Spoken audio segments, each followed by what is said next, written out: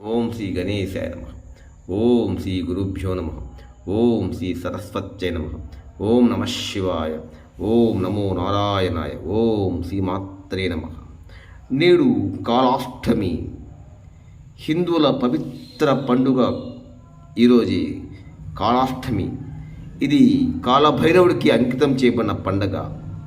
ఎప్పుడు వస్తుంది ఒక్కసారి మనం గమనించినట్లయితే మనకు ప్రతి సంవత్సరంలో 12 కాళాష్టమిలు వస్తాయి.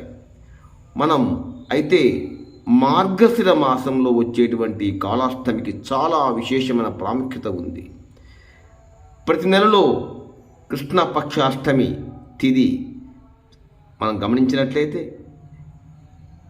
అదే రోజు మనకు కాళాష్టమిగా భావించబడుతుంది. ప్రతి నెలలో కృష్ణపక్ష అష్టమి జాగ్రత్తగా గమనించాలి.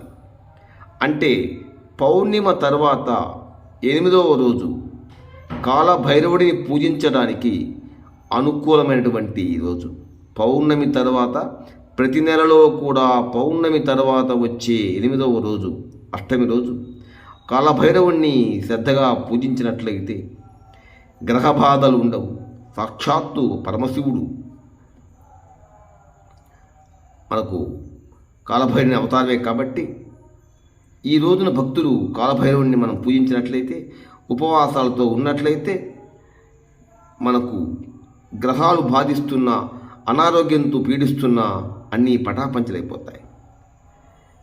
ప్రధాన దేవత ఎవరు? ఈరోజు శివుడే.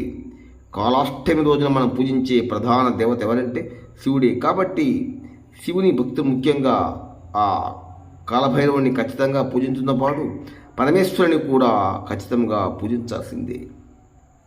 సో ఈరోజు మనం జాగ్రత్తగా గమనించినట్లయితే సూర్యోదయానికి ముందే నిద్ర లేచి స్నానం చేసి గతంలో తాము చేసిన తప్పులు క్షమించమని శరణు కోరుకుంటారు.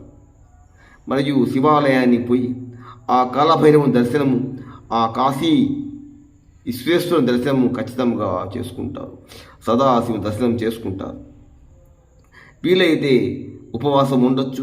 మరియు ఈరోజు శివుణ్ణి స్తుతిస్తూ పంచాక్షరి మంత్రం కానీ, భజనలు కానీ, లింగాష్టకం కానీ పఠించినట్లయితే చాలా శుభప్రదం.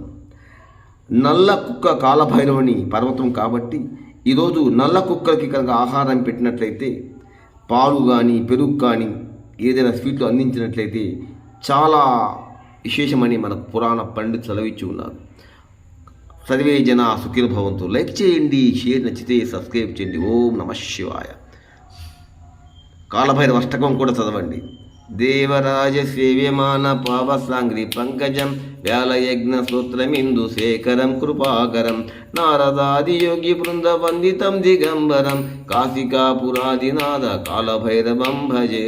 ఓం నమ శివాయ.